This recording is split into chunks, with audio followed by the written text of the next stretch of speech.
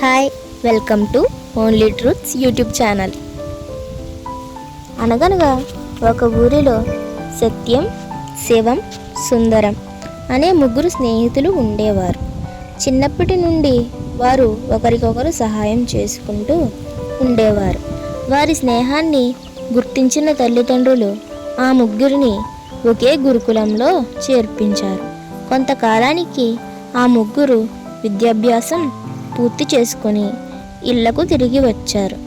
వారి తెలివిని, ప్రావీణ్యాన్ని గుర్తించిన తల్లిదండ్రులు మీ తెలివితేటలతో రాజుగారి ఆస్థానంలో ఉద్యోగాలు సంపాదించుకోండి అని ప్రోత్సహించారు. ఒకరోజు స్నేహితులు ముగ్గురు రాజుగారి ఆస్థానానికి బయలుదేరారు. రాజుగారిని కలిసి ముగ్గురికి ఒకే చోట ఉద్యోగం ఇప్పించమని కోరారు. అప్పుడు రాజు, నేను మీకు ఒక పరీక్ష పెడతాను, అందులో గెలిస్తే మీ ముగ్గురికి ఉద్యోగాలు ఇస్తాను అని చెప్పాడు. అంతలో కొందరు భటులు కొన్ని చెక్క పెట్టెలను మోసుకుని వచ్చి రాజుగారి ముందు పెట్టారు. రాజు, ఈ పెట్టెల్ని తెరిచి చూడకూడదు, ముట్టుకోకూడదు. మీరు ఉన్న చోటు నుంచి కదలకుండా వాటిలో ఏం ఉన్నాయో చెప్పాలి. అప్పుడే మీరు తెలివైన వారని ఒప్పుకుంటాను. మీరు చెప్పలేకపోతే మారు మాట్లాడకుండా మీ గ్రామానికి తిరిగి వెళ్ళిపోవాలి అని చెప్పాడు. ముగ్గురు కొద్దిసేపు వారిలో వారు మాట్లాడుకున్నారు. అప్పుడు సుందరం, మహారాజా, ఆ పెట్టెల్లో ఉన్నవి మామిడికాయలు. దానికి రాజు, ఆ పెట్టెల్లో ఏమి ఉన్నాయో నాకు కూడా తెలియదు.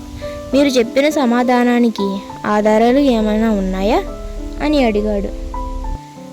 భటులు ఆ పెట్టెలను మోసుకొచ్చిన విధానం చూస్తే వాటిలో ఉన్నవి మరీ బరువైన లోహాలు లాంటివి కాదని, తేలికగా ఉండేవి అయి ఉంటాయని నా స్నేహితులతో చెప్పాను అన్నాడు సత్యం.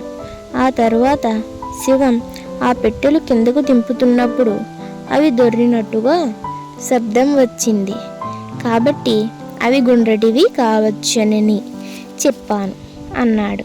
అప్పుడు సుందరం, నా స్నేహితుడు చెప్పిన ఆధారాలను బట్టి మరీ బరువు లేకుండా గుండ్రంగా ఉండేవి ఏమై ఉంటాయా అని ఆలోచించాను.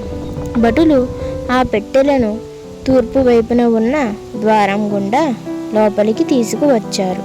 అటువైపున మామిడి తోటలు ఉన్నాయి.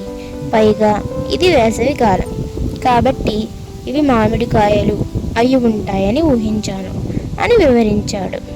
ఆ రాజు ఆ ముగ్గురు తెలివితేటలను అభినందించి వారికి తన ఆంతరంగిక సలహాదారులుగా నియమించాడు.